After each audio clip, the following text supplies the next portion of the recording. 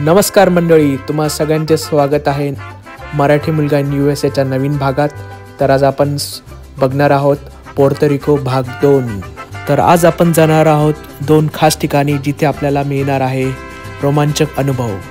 एका बाजूला आहे कॅरिबियन समुद्राची शांतता आणि दुसऱ्या बाजूला आहे रेन फॉरेस्ट मधला थरारक अनुभव. तर आज आपण करणार आहोत पुंता अँगुला या बेटाजवळ स्नॉर्कलिंग. स्नॉर्कलिंग ही एक पाण्याखालील सफर आहे जिथे आपण मास्क, फिन्स आणि एक छोटासा स्नॉर्कलिंग ट्यूब वापरून समुद्रात पोहोच समुद्र जीवनाचं निरीक्षण करू शकतो. आणि जे की जास्त खोल नसतं, तुम्हाला लगेच खाली तुम्हाला दिसायला लागतं मासे आणि कोरल्स वगैरे दिसायला लागतं. फर्स्ट टाइम जर स्नॉर्कलिंग करत असाल तर गाईड्सच्या सर्व इन्स्ट्रक्शन व्यवस्थित आहे का, आणि मोस्टली ते जे डेझिग्नेटेड प्लेस दाखवतात तिथेच तुम्ही स्नॉर्कलिंग करा, जेणेकरून ते तुमच्या डोळ्यासमोर राहतील आणि तुम्हाला काही हेल्प लागली तर ते लगेच तुम्हाला हेल्प पोचवू शकता. आता आपण पुंता अँगुला बेटाजवळ पोहोचलो आणि तुम्ही बघू शकता की तिथं बोट आता डॉक केली आहे आणि बघू शकता किती निळाक्षार समुद्र आहे आणि असं किती स्वच्छ आणि पारदर्शक दिसतो आणि आजूबाजूचा नजारा अप्रतिम.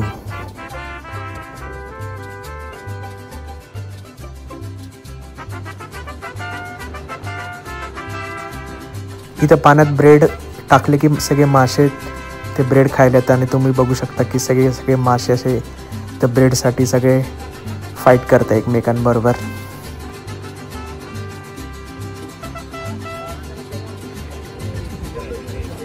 सो आता मी आणि किरण दोघेजण स्नॉर्कलिंगसाठी खाली पाण्यात उतरतोय.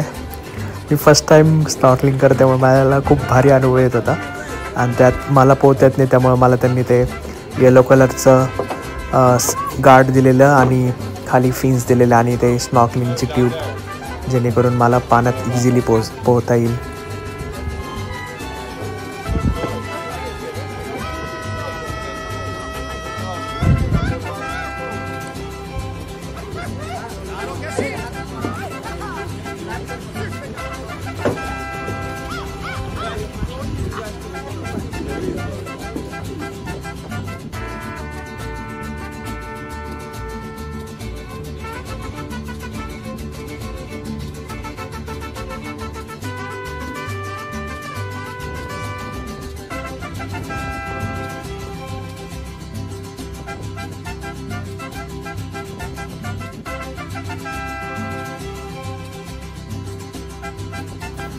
अशा प्रकारे ज्यांना स्नॉर्कलिंग करायचे ते सगळे खाली पाण्यात उतरलो आहे आणि बघू शकता की सगळेजण खाली पाण्यात कोरल्स आणि मासे बघताय. आणि आता पुढं बघूच की खाली पाण्यामध्ये मासे आणि कोरल्स कसं दिसतं ते.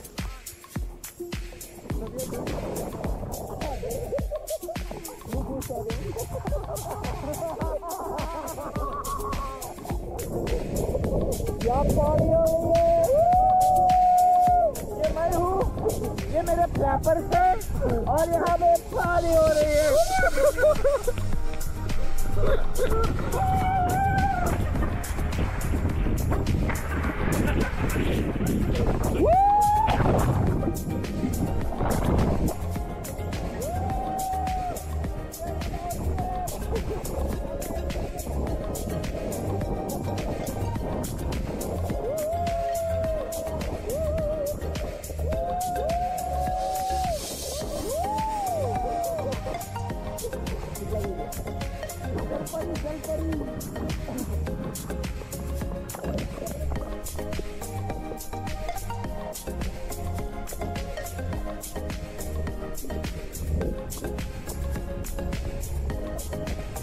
बघू शकता पाण्यामध्ये आपल्याला काही मासे आणि कोरल्स बघायला भेटते.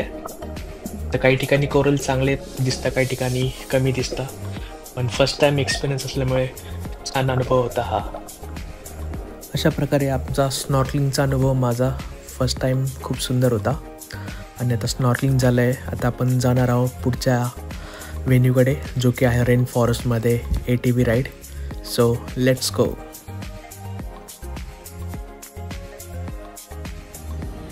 इथला अम्बियन्स खूप चांगला आहे, मस्त लाइटिंग आहे. इथं Spanish food, authentic Spanish food भेटतं असं ते म्हणतात.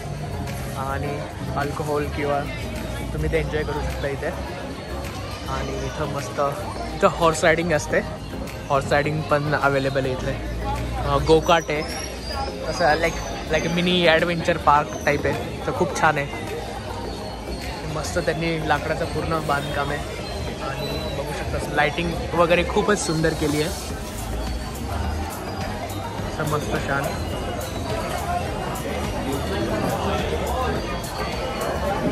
तर आता आम्ही बघू स्पॅनिश फूड आम्ही इथे ट्राय करणार आहोत. सो लेट्स सी कसं दिसतं, कसं लागतं ते.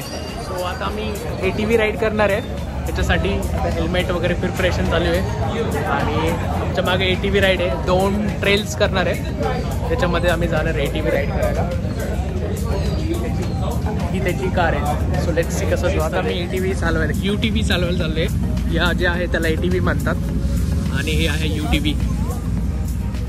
सो आफ्टर ATV राईडचे इन्स्ट्रक्शन्स आणि सेफ्टी रूल्स समजून घेतल्यानंतर आम्ही निघालो आहोत ATV राईडसाठी, जे की रेन फॉरेस्टमधून आपण जाणार आहोत. 3 गाड्या आहेत आणि आता सगळ्या एका मागे एक लीडर पुढे असतो आणि त्याच्या मागे ते आपल्याला फॉलो करायचं असतं. तो आता बघू आपण आता ओपन स्पेसमधून जंगलात जाणार आहोत. तो कसा दिसतो तो नजारा, चला अनुभवूया. एकदम घनदाट जंगल आणि त्याच्यातून गाडी जाते. मध्येच अंधार पडतोय, मध्येच पूर्ण उजेड आणि एकदम असं अप अँड डाऊन रोड आणि सगळे खड्डे, पाणी, त्याच्यातून जाताना असे धक्के बसत आहे. खूप भारी अनुभव येत आहे. हा अनुभव मोस्टली आपण इंडियामध्ये जेव्हा आपण पावसाळ्यामध्ये जेव्हा गावाकडे जात असतो तेव्हा सगळ्या रस्त्यांची हालत अशीच झालेली असते. त्याच्यातून आपली गाडी रस्ता काढत जाते. सेम तसाच अनुभव येतो इथे. फक्त इथं झाडं आणि रेन फॉरेस्ट खूप असं पॅक भरलेलं आहे. आणि जसं तुम्ही बघू शकता की केळाची पानं वगैरे ते सगळे आजूबाजूने दिसतात. तर त्याला मजा येते राईड करायला.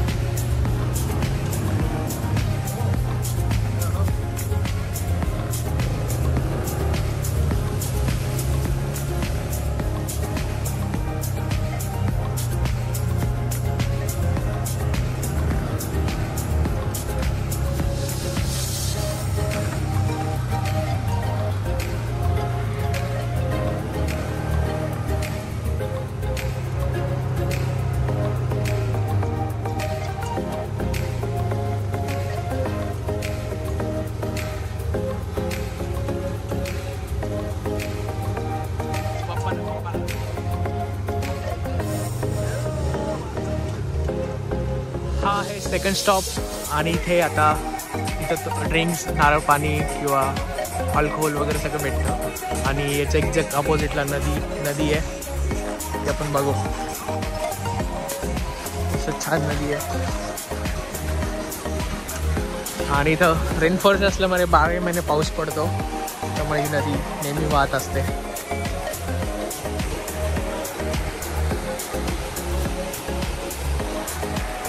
मस्त आहे.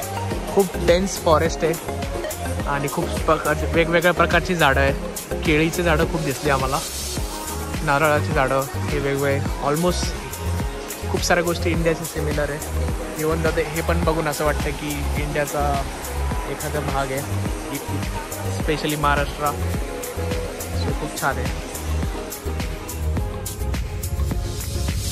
आणि ATVचा जो रूट आहे त्याच्यावर घोडेस्वारी पण चालते. तर आपण बघू शकता की सेम ATV जशी राईड करतो तसेच ते घोड्यांचा ताफा घेऊन पुढे लीडर असतो आणि त्याला मागे सगळे घोड्यावर त्याला फॉलो करतात आणि जेव्हा ते पास करते आपल्याला थांबावं लागतं जेणेकरून घोडे त्यांना जागा द्यायची आणि नंतर घोडे सगळे गेले की मग आपण पुन्हा आपल्या रस्त्याला मार्गस्थ होता येतं.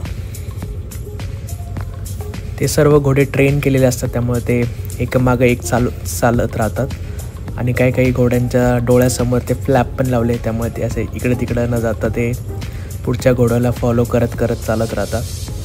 आणि बघू शकता त्यांचा जो लीडर होता तो शेवटी आलेला आहे. तो मेक शुअर करतो की सगळेजण बरोबर आहे की नाही आणि तो परत त्यांच्या मागे पुन्हा चालायला लागतो आहे.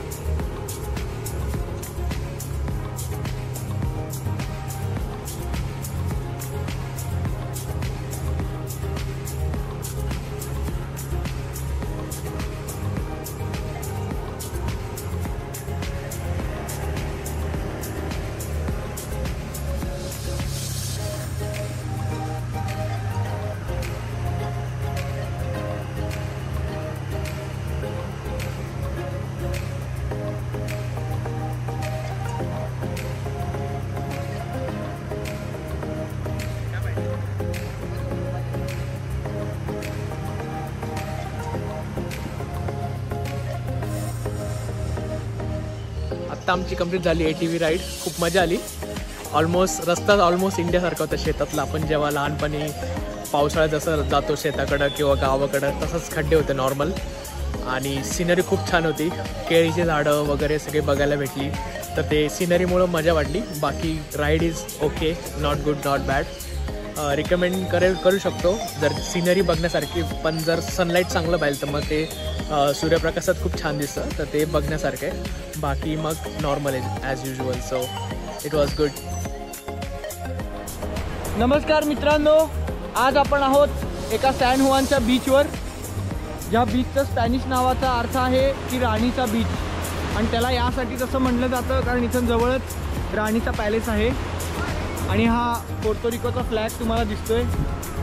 दिस इज किरण. किरण से हाय. हाय. सुंदर